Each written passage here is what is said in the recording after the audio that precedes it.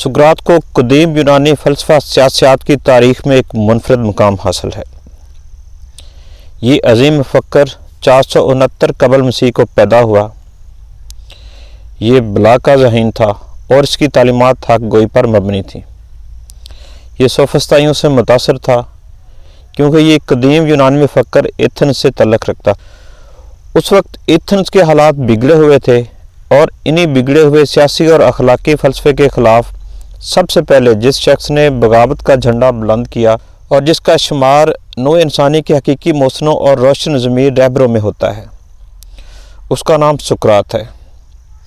चूँकि उसकी ज़ाती कोई तस्नीर नहीं है मगर दनाई और फ़हम फ़रास में यगाना रोज़गार था, उसकी ज़िंदगी और तालीमात की निस्बत हम तक जो भी मालूमात पहुँचती हैं वो उसके शागिर्द कसे नौफून के तज़किरे और अफलातून के मुकालमों से फ़राहम हुई हैं। लेकिन ये बात बहुत अहम है कि मालूमात की कमी भी उसकी शख्सियत की रोशनी को मंदब नहीं कर सकी। यही वजह है कि उसकी तालीम से भी ज़्यादा उसकी ज़िंदगी एक मिसाल है जिससे हर शख्स हिम्मत, इसार और हक़ की राह में जान तक कुर्बान कर देने का सबक हासिल कर सकता है। आप देख रहे हैं मेरा YouTube चैनल, मैं हूं मोहम्मद अकरम और मैं आज आपको सुकरात की जो फ़लसफ़ा सियासत है उसके बारे में बताऊंगा। अगर आप मेरे इस चैनल पे नए हैं और इस चैनल में नए नए वीडियोस को देखना चाहते हैं तो आप मेरा चैनल ज़रूर लाइक करें, ज़रूर सब्सक्राइब करें ताकि जो नए आने वाले वीडियोस हैं उनका नोटिफिकेशन आप तक पहुंचता चला जाए। सुकरात एक संग तराश का लड़का था। उस दौर के हम तक जो कदीम संग तराशी के नमूने पहुँचे हैं उनमें सुकरात का नीम मुजस्मा भी शामिल है जिसमें ऊपर के धड़ की तस्वीर नंगी है। उसको ज़रा गौर से देखने पर मालूम होता है कि वो ऐसा बदसूरत था कि एक फ़लसफ़ी हो सकता है। अगर उस मुजस्मे पर गौर किया जाए तो मालूम होगा कि गंजा सर, बड़ा गोल, अंदर धंसी हुई घूरती हुई आँखें, चौड़ी चपटी नाक जो इस बात की शाहिद थी कि सुकरात शराब नोशी की महफ़िलों में खूब शिरकत करता रहा होगा और दादे बादा गुसारी देता रहा होगा। मुजस्मे को देखकर तो साहिब तस्वीर संगी मशहूर तरीन फ़लसफ़ी नज़र आने की बजाय कुल्ली दिखाई देता है। लेकिन इसके बावजूद अगर हम फिर ज़रा गौर से मुजस्मे को देखें तो पत्थर की संगीनी में भी उसकी इंसानी शफ़क़त और बेरियासादगी की झलक नज़र आती जिसने इस बेतकल्लफ़ मुफ़क्कर को एथेंस के नौजवानों का महबूब उस्ताद बना दिया था।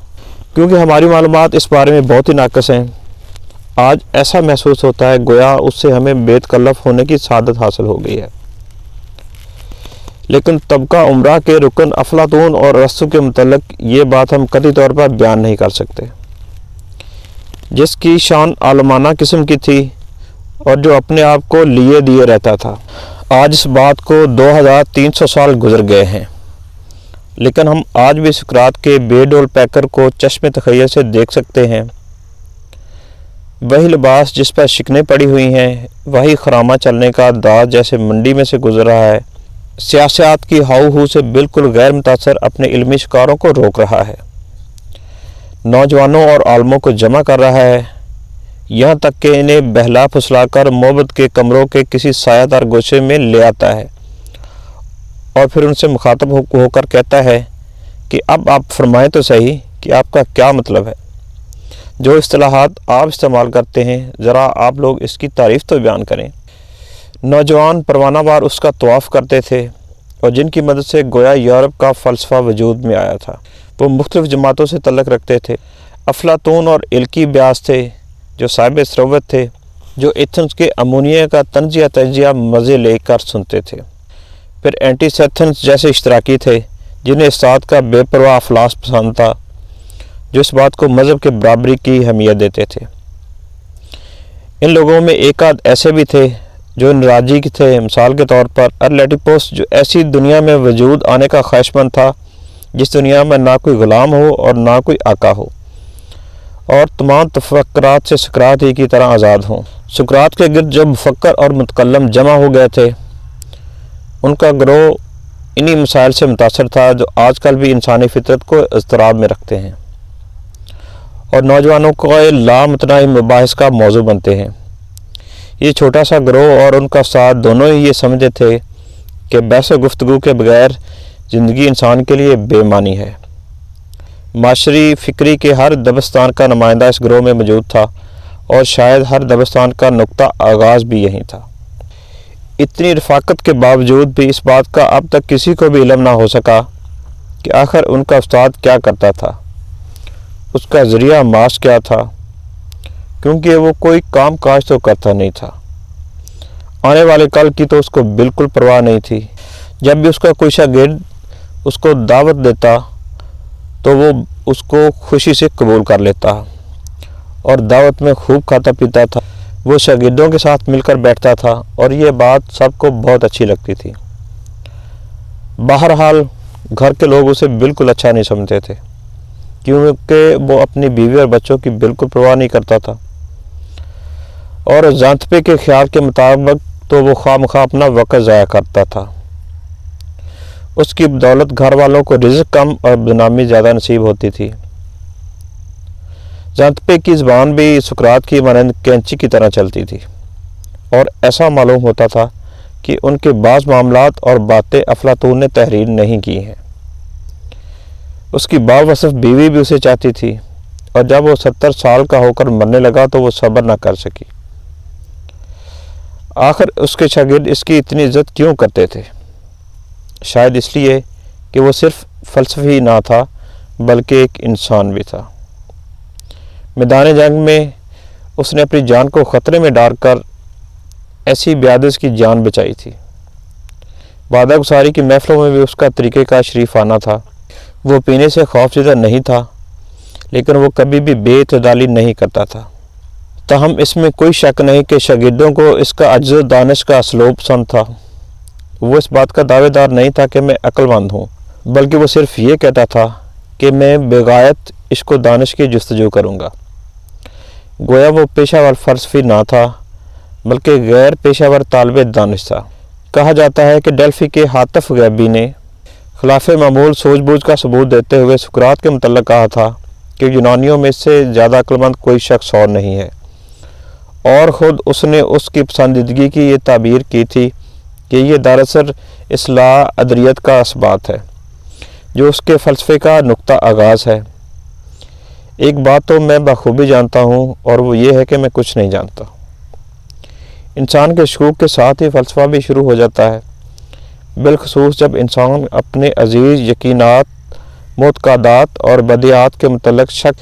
کون کہہ سکتا ہے کہ ان یقینات نے مسلمات کی صورت کس طرح اختیار کی؟ انسان کے شکوک کے ساتھ ہی فلسفہ شروع ہو جاتا ہے۔ جب انسان مڑ کر اپنی طرف دیکھتا ہے اور اپنے آپ کو پرکھتا ہے۔ سقراط کہتا تھا کہ اپنے آپ کو پہچانو۔ یہی وجہ ہے کہ سقراط سوفسطائیوں کے نظریہ انفرادیت اور تخریبی کارروائیوں سے اس قدر متاثر ہوا کہ ان کا پیروکار بن بیٹھا۔ سقراط نے اپنے نظریات میں سوفسطائیوں کے نظریات کا پرچار کیا اور اپنے نظریات کو اس کے نظریات سے ہم آہنگ کیا۔ ان تمام باتوں کے باوجود سوفسطائیوں اور سقراط کے نظریات میں فرق پایا جاتا ہے۔ سقراط سوفسطائیوں کے اس مقولے پر کہ فرد حقیقت اور سچائی کی کسوٹی ہے، اس پر یقین نہیں رکھتا تھا۔ سقراط کے نزدیک حقیقت تو صرف وہی لوگ پہچان سکتے ہیں جو عالم فاضل ہوں، اس لیے حقیقت کو علم کے ذریعے پہچانا جا سکتا ہے۔ سوفسطائی لوگ کہتے تھے کہ اپنے آپ کو استعمال کرو، لیکن سقراط کہتا تھا کہ تم اپنے آپ کو پہچانو کہ تم کیا کر سکتے ہو۔ اپنے آپ کو پہچاننے کے بعد کسی چیز یعنی اپنی حق کے لیے لڑو۔ سقراط تک کا یہ بھی خیال تھا کہ حکومت چلانے کا کام صرف ان لوگوں کے پاس ہونا چاہیے جو پڑھے لکھے فلسفی ہوں، کیونکہ ان لوگوں سے بہتر اور کوئی طبقہ حکومت نہیں چلا سکتا۔ ان خیالات کے پیش نظر بات یہ بھی ذہن میں رہے کہ اس وقت یونان کے دونوں ریاستوں ایتھن اور اسپارٹا میں جاگیردار کاروباری حکومت چلاتے تھے۔ یہی وجہ ہے کہ سقراط کے خیال کے مطابق صرف جاگیرداروں کو ہی حکومت چلانے کا حق حاصل نہیں ہے، انہیں چاہیے کہ وہ پڑھے لکھے لوگوں کو بھی حکومت کے کاروبار میں شریک کریں۔ سقراط کے نزدیک نیکی علم ہے، یعنی کسی چیز کو جاننا، اس کی کارکردگی سے واقف ہونا ہی علم ہے۔ لیکن سقراط سے پہلے نیکی کا تصور کچھ اور تھا۔ ان کے نزدیک نیکی سے مراد ان کے آباء و اجداد نے جو کچھ کیا تھا بالکل ٹھیک کیا تھا، وہی نیکی ہے۔ سقراط کے خلاف الزام لگایا جاتا ہے کہ اس نے نوجوانوں کو تباہ و برباد کیا، لیکن اس بات میں کوئی شک نہیں کہ سقراط روایتی ہونے کے ساتھ ساتھ ترقی پسند بھی تھا۔ سوفسطائیوں نے معاشرے کو تباہ کیا تھا کیونکہ انہوں نے لوگوں کو فن سیاست سے روشنار کروایا تھا۔ سقراط عقل پر زور دیتا تھا لیکن اس نے اس چیز کا کبھی دعویٰ نہیں کیا تھا۔ سقراط کہتا تھا کہ وہ صرف ایک ہی چیز جانتا ہے کہ اسے کچھ نہیں آتا، یعنی وہ زیادہ عقل نہیں رکھتا۔ اس چیز کا کبھی دعویٰ نہیں کیا کہ وہ عقل مند ہے۔